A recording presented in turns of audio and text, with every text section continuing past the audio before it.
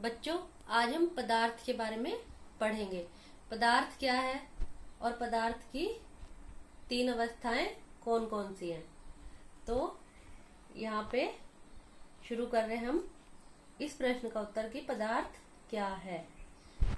पदार्थ हमारे आसपास की सभी वस्तुएं जिनमें भार होता है, जो स्थान घेरती हैं और जिसका ज्ञानेंद्रियों द्वारा एहसास किया जा सकता है, पदार्थ कहलाती है। उदाहरण के तौर पे मैं ये पेन ले लेती हूँ। ये हमारे आसपास की वस्तुओं में से एक चीज है और इसमें भार भी है। आप देख सकते हैं इसमें भार भी है और ये स्थान घेरती है। मान लीजिए मैंने इसको यहाँ पे रख दिया तो इस जगह का स्थान इसने इतना स्थान घेर लिया और जिसका ज्ञानेंद्रियों द्वारा एहसास किया जा सकता है। ज्ञानेंद्रिय, एक ज्ञानेंद्रिय हमारी आंखें भी है, हम इसको देख भी सकते हैं, तो ज्ञानेंद्रियों द्वारा एहसास किया जा सकता है, पदार्थ कहलाती है। मुझे आशा है पदार्थ आपको समझ आ गया होगा। अणु पदार्थ की संरचना का अति सूक्ष्म कण है जो स्वतंत्र अवस्था में रह सकता है।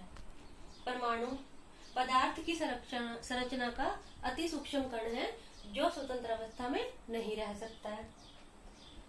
पदार्थ का वर्गीकरण पदार्थ का वर्गीकरण दो प्रकार का होता है।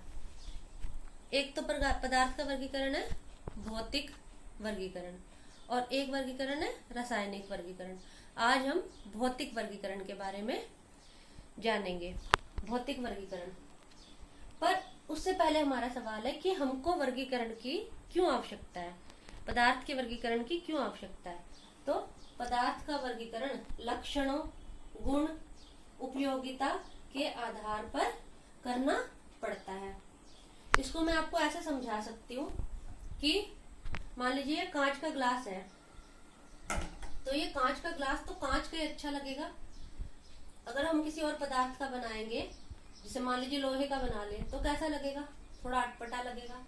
उसी तरह से मान लीजिए ये हथौड़ी है, अगर ये कांच की होगी तो कैसी लगेगी, अच्छी नहीं लगेगी ना। और ना ही हम इसका जो इसकी उपयोगिता है वो पूरी हो पाएगी, क्योंकि कांच की हथौड़ी होगी, इससे तो हमें कई मजबूत चीजें तोड़नी पड़ती है या कई मजबूत जगह इसका प्रयोग करना पड़ता है। और सोचो अगर गुब्बारा लोहे का हो जाए तो कैसा लगेगा, अच्छा नहीं लगेगा ना। तो इसलिए हमें पदार्थ का वर्गीकरण करना पड़ता है। तो पदार्थ का वर्गीकरण लक्षणों, गुण, उपयोगिता के आधार पर करना पड़ता है। और भौतिक वर्गीकरण में पदार्थ के तीन अवस्थाएं होती हैं: ठोस अवस्था, द्रव अवस्था, गैस अवस्था। तो ठोस अवस्था में अणु अत्यंत पास पास होते हैं और अंतराण्विक स्थान कम होता है। अणु बहुत पास पास होते हैं और अंतराण्विक स्थान बहुत कम होता है। द्रव्य में अंतराण्विक स्थान जो है वो अधिक होता है और अणु जो है ठोस की अपेक्षा अधिक दूर होते हैं। और गैस में अणु बहुत दूर दूर होते हैं। गैस में देखो अणु बहुत दूर दूर होते हैं और अंतराण्विक स्थान भी बहुत अधिक होता है। अब ठोस के उदाहरण देख लीजिए। ठोस के दो उदाहरण है, पत्थर और कार। द्रव्य के दो उदाहरण देख लीजिए, दूध और पानी। और गैस के दो उदाहरण देख लीजिए, कार्बन डाइऑक्साइड और ऑक्सीजन। तो ये पदार्थ की तीन अवस्थाएं भी हो गई और उनके दो दो उदाहरण भी हो गए। अभी हम बार बार यहाँ पर बात कर रहे थे अंतराण्विक स्थान क्या होता है। तो दो अणुओं के बीच के स्थान को अंतराण्विक स्थान कहते हैं। यानी ये दो अणु हैं, इनके बीच का जो स्थान है उसको हम अंतराण्विक स्थान कहते हैं।